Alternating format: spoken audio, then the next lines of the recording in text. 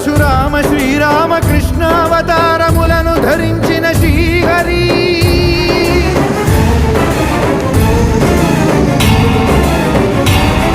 అవతారకుడౌ అవతారమూర్తిగా సాక్షాత్కరించి ధరింపజేయవయా